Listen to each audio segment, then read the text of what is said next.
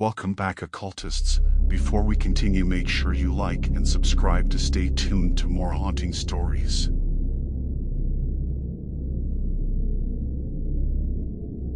I'm Jack, and what I'm about to share is a story that still chills me to the bone, a tale of friendship, betrayal, and a Christmas that turned into a nightmare.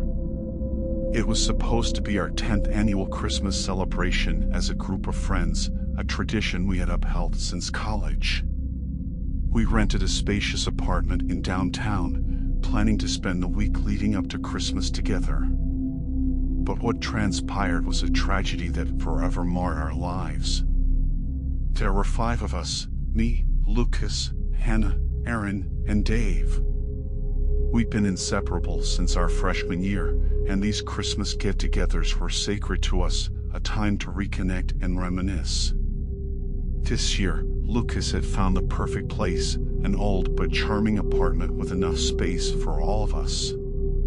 The first couple of days were filled with the usual activities: decorating the tree, watching Christmas movies, cooking meals together, and exploring the city. There was laughter, the warmth of friendship, and the magic of the season all around us. But on the third night, the atmosphere shifted. We had all gone to bed after a night of celebrating, but I was awoken by a commotion in the early hours of the morning. Groggy and disoriented, I stumbled into the living room to find a scene of chaos. Erin was on the floor, motionless, a pool of blood around her. Hannah was kneeling beside her, shaking her desperately, tears streaming down her face. Lucas and Dave were frantically calling for an ambulance. The air was thick with panic and disbelief. Aaron was gone. The paramedics said it was too late by the time they arrived. The police followed soon after, their questions probing, their presence a stark reminder that what we were facing was real. Aaron had been stabbed, and the lack of forced entry suggested that the killer was one of us. The suspicion that fell upon our group was suffocating. We were questioned, our alibis checked. Lucas, Hannah, Dave, and I were all under scrutiny. The police couldn't find any conclusive evidence, and with no clear motive, we were all released. But the damage was done. The trust that had bound us together was shattered. We looked at each other with suspicion and fear. The police suggested we stay in town for further questioning, so we remained in that apartment, a place that now felt like a prison. The days leading up to Christmas were a blur of grief and confusion. We barely spoke, each of us lost in our own turmoil. The festive decorations around us were a cruel reminder of what this week was supposed to be. I started to replay every interaction, every conversation we'd had since arriving. Lucas had been more on edge than usual, his behavior erratic. Hannah and Aaron had an argument the night before Aaron's death, their voices filled with anger over something trivial. Dave had been unusually quiet throughout the trip, his thoughts seemingly elsewhere. And then there was me, struggling to grasp the reality that one of my closest friends was gone, and another was a murderer. Christmas Day arrived, but there was no celebration, no joy. The police returned with more questions, their eyes filled with suspicion. It felt like they were circling, waiting for one of us to slip up. Then, in a twist I never saw coming, the truth surfaced. It was Dave. He confessed to the police, his voice breaking, his demeanor that of a broken man. He revealed that he and Aaron had been secretly seeing each other, but Aaron wanted to end it. In a moment of drunken rage and heartbreak, he had lashed out, the consequence of which was irreversible. The revelation tore through the group like a storm. The Dave we thought we knew was gone, replaced by a stranger capable of something so heinous. He was arrested, his last glance towards us filled with remorse and despair. In the aftermath, Lucas, Hannah, and I drifted apart.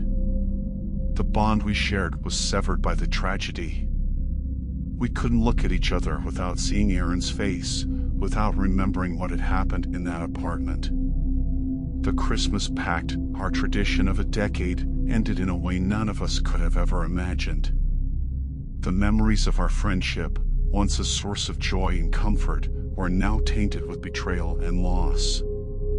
As I moved on with my life, I often reflected on those days leading up to that fateful Christmas. The signs were there, but we were too caught up in our celebration to see them. Guilt, anger, and sorrow became my constant companions, a reminder of how quickly happiness can turn to horror. The tragedy taught me that people are not always what they seem, that beneath the surface can lie darkness capable of shattering lives. And every Christmas since, as the world around me revels in the festive spirit, I remember Aaron, the friend we lost, and the innocence we once had, now just echoes of a time gone by.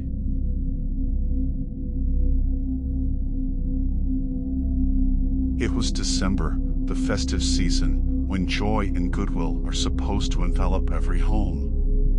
But for my family, this particular Christmas was tainted by an incident so bizarre and terrifying that it changed our perception of the holiday forever.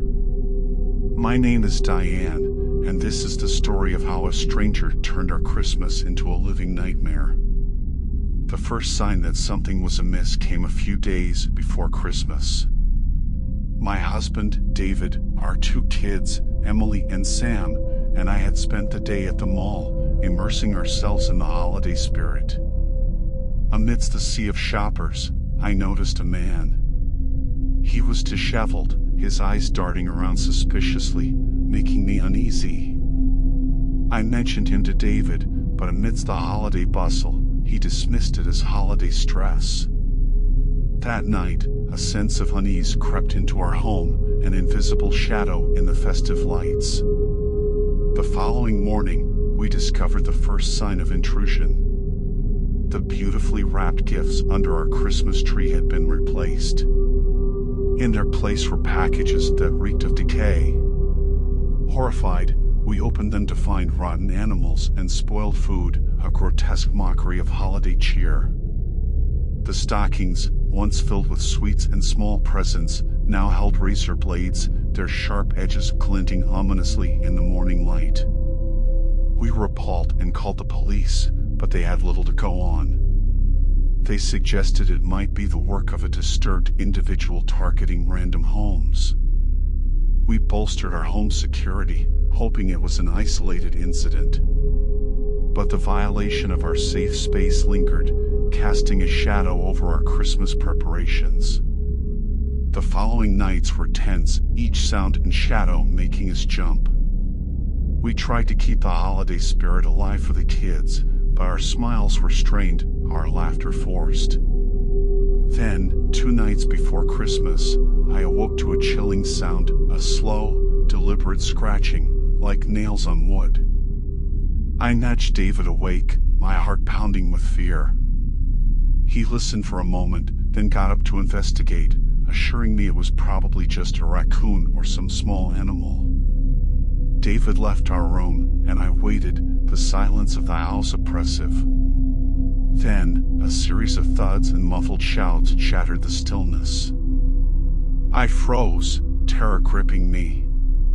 Grabbing the phone, I dialed 911 as I rushed towards the sound. In the living room, a struggle unfolded that seemed torn from a nightmare. David was grappling with a figure, the very man I had seen at the mall. His face was twisted in a manic grin, his strength formidable. Amid the chaos, our Christmas tree had been knocked over, its ornaments shattered. The fight was brutal. David, though strong, was struggling against the intruder's frenzied attacks. I screamed, trying to distract the assailant, when suddenly, Emily and Sam appeared at the top of the stairs, their faces white with terror. The distraction was enough.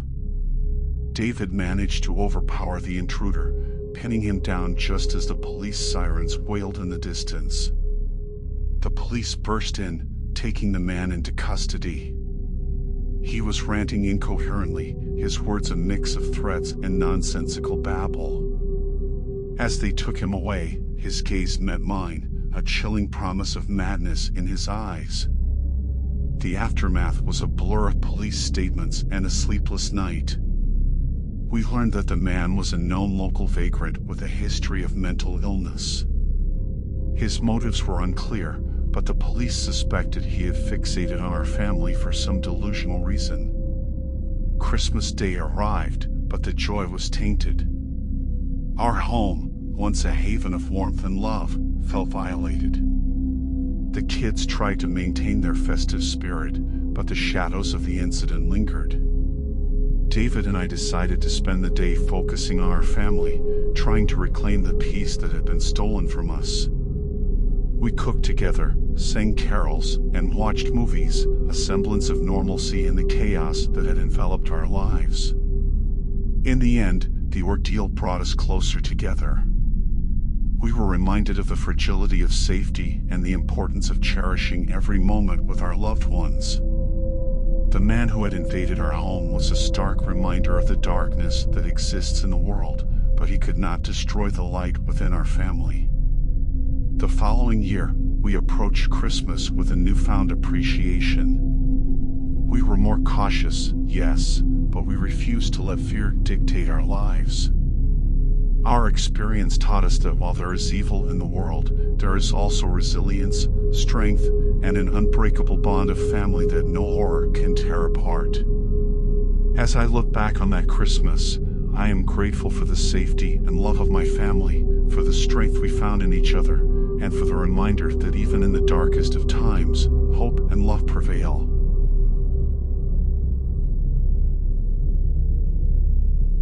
Christmas has always been a time of joy and family in my life, a tradition we cherish deeply.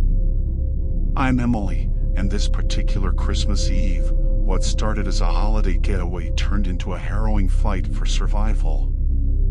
My family, my parents, my younger brother Tommy, and I were headed to our cabin tucked away in the snowy mountains, a cozy retreat we looked forward to every year. The snow was coming down heavily, blanketing the world in white. The serenity of the falling snow was mesmerizing, a stark contrast to the dark events that were about to unfold. We were singing along to Christmas carols when suddenly a deer darted across the road. Dad swerved to avoid it, but the icy road betrayed us. The car spun out of control and crashed into a snowbank. The car was badly damaged, and we were miles away from any help. My parents were trying to figure out what to do when a fan pulled up beside us. A couple, probably in their 40s, offered assistance. They introduced themselves as Greg and Linda, explaining that their house was nearby and insisted we spend the night with them, given the blizzard conditions. Reluctantly, my parents agreed, feeling we had no other choice. Greg and Linda seemed kind, but something about them made me uneasy. There was a certain coldness in their eyes, a stark contrast to their warm words. Their house was a secluded, old-fashioned cabin, surrounded by a dense forest. Inside, it was cozy and warm, adorned with Christmas decorations. They offered us hot cocoa and a place by the fireplace. My parents were grateful, but I noticed they exchanged worried glances, sharing my unease. As the night progressed, Greg and Linda shared stories about living in such a remote location. But there were inconsistencies in their stories, little details that didn't quite add up. They were overly interested in our personal details, where we lived, our routines. I could sense my parents growing more anxious. I decided to explore the house under the guise of using the restroom. The hallways were lined with old family photos, but none of them included Greg and Linda. My heart raced as I stumbled upon a room that was locked. Muffled sounds came from behind it, faint but unmistakable. Rushing back, I whispered to my parents about my discovery. Dad's face turned pale. He decided we should leave immediately, making up an excuse about needing to check on the car. But as we gathered our things, Craig blocked our way, his friendly demeanor gone. It was then that the horrifying truth dawned on us. Craig and Linda weren't just reclusive mountain dwellers, they were predators, and we had walked right into their trap. The situation escalated quickly. Dad lunged at Craig, trying to fight him off, while Mom grabbed Tommy and me, pushing us towards the door. But Linda was quicker. She pulled out a gun, aiming it right at us. We were trapped, our Christmas Eve turning into a nightmare. Craig and Linda revealed their true intentions. They were part of a human trafficking ring, and we were their next victims. They planned to hold us until they could transport us out in the morning. The hours that followed were a blur of terror. We were locked in a small room, the cold seeping into our bones. I held Tommy close, trying to comfort him, while my parents whispered plans of escape. We knew we had one chance to get out of this alive. Dawn was approaching when Craig came to move us. It was now or never. Dad, despite his injuries from the fight and the crash, tackled Craig with all his might. Mom smashed a lamp over Linda's head. Amidst the chaos, I grabbed Tommy, and we ran for the door. The snow was still falling heavily, but adrenaline fueled our escape. We didn't stop running until we found our car, miraculously starting it despite the damage. We drove without stopping, not even when the first rays of Christmas morning light broke through the dark sky. The joy of the holiday was lost on us, replaced by the relief of survival and the trauma of what we had experienced. We reported Craig and Linda to the authorities, who later informed us that the couple was indeed wanted for human trafficking. The room I had heard noises from was holding another victim, whom the police were able to rescue thanks to our escape. Returning to the city, our home had never felt more like a sanctuary. But the ordeal left deep scars. The warmth of Christmas was now a reminder of that terrifying night. Our tradition of spending Christmas in the mountains was no more. We couldn't bring ourselves to go back. That Christmas Eve changed us forever.